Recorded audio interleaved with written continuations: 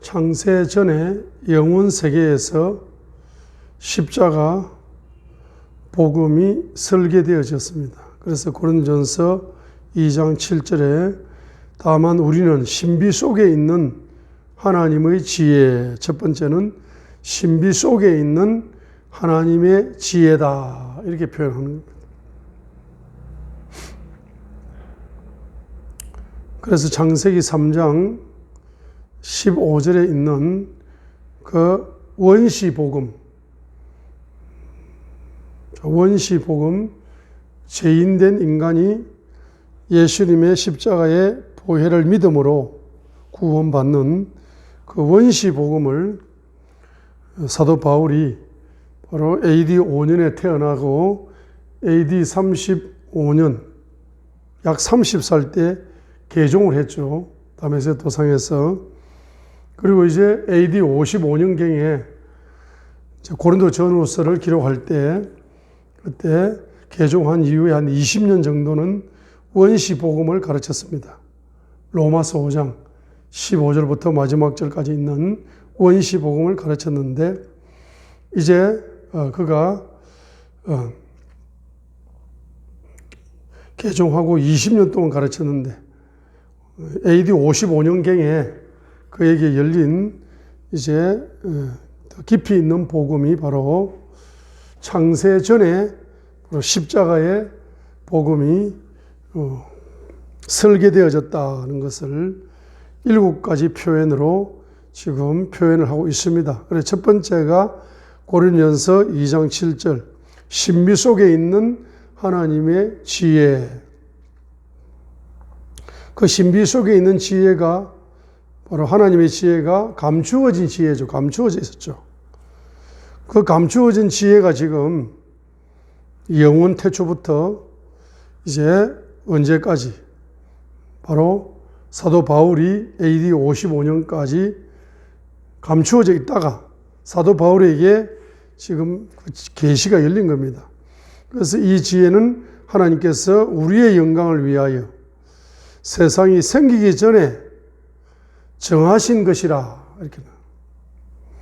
그래서 8절에 이 지혜는 이 세상 통치자들 중에 아무도 알지 못하였으니 만일 그들이 그것을 알았더라면 영광의 주를 십자가에 못 박지 아니하였으리라, 그 말씀하고 있습니다. 그래서 영광의 주님, 그 영광의 주님,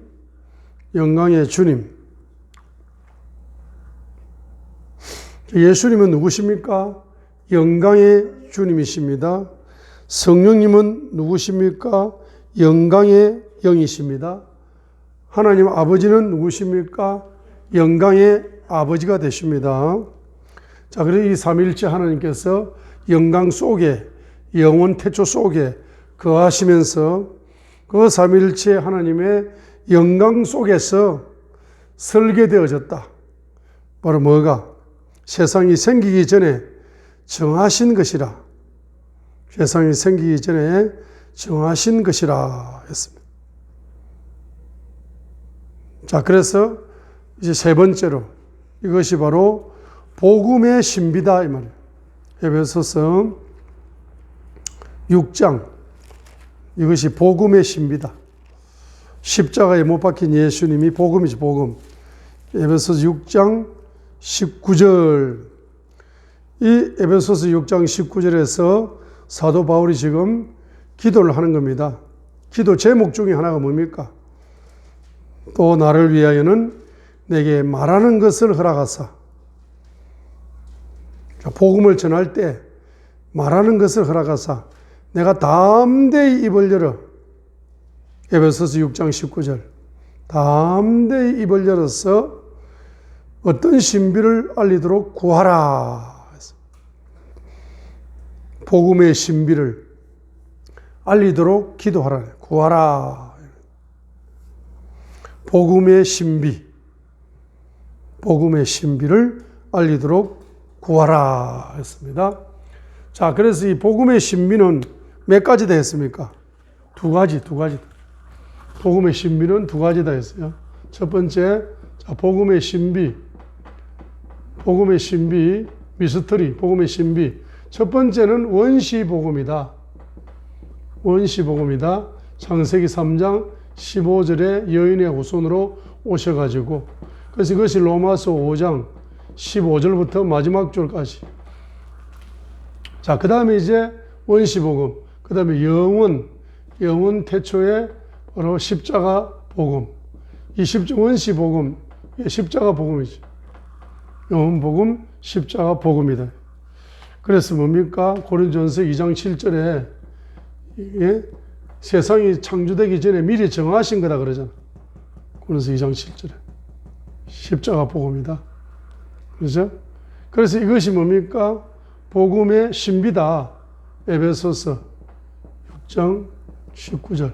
자, 복음의 신비, 에베소서 6장 19절. 복음의 신비다. 그래서 바로 사도 바울은 복음의 신비 두 가지를 이제 그 사람의 영적인 상태를 봐가지고, 영적인 수준을 봐가지고 두 가지를 한 가지만 전하든지 두 가지를 섞어서 전하든지 이렇게 하는 겁니다. 무조건 그냥 영원전에 십자가 복음이 설계되어 있었다.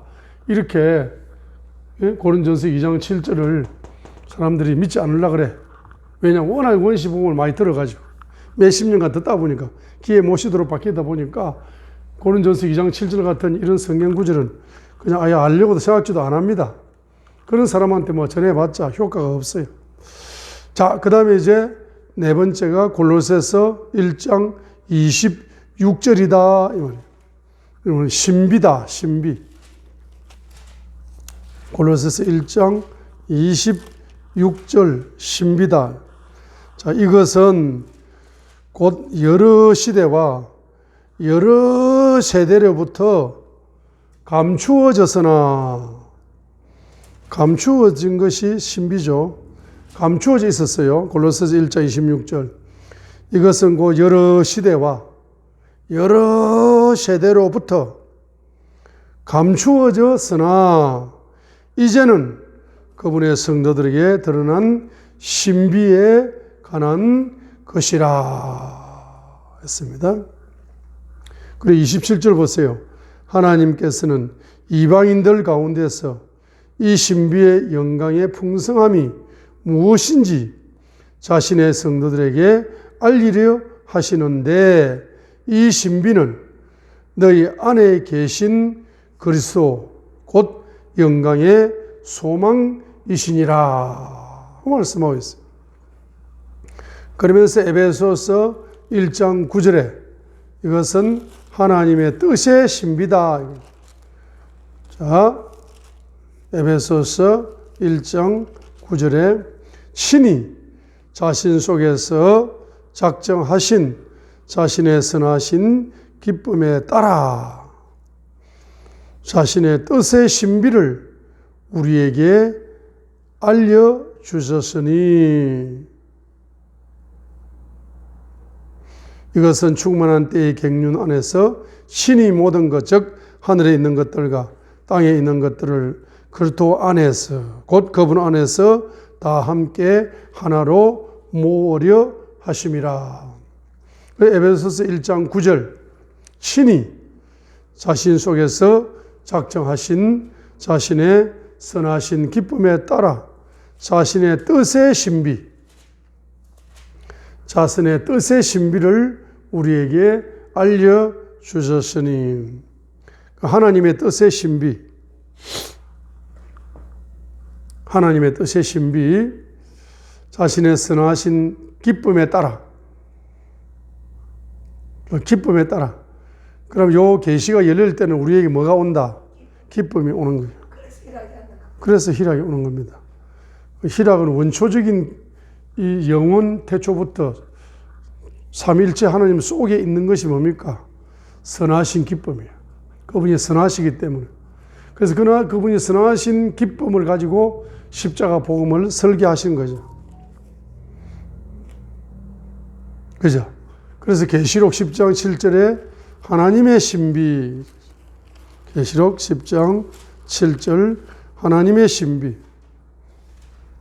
일곱째 천사가 음성을 내는 날들에 즉 그가 나팔을 불기 시작할 때에 하나님의 신비가 그분께서 자신의 종 선지자들에게 밝히 드러내신 것 같이 이루어지리라 하더라.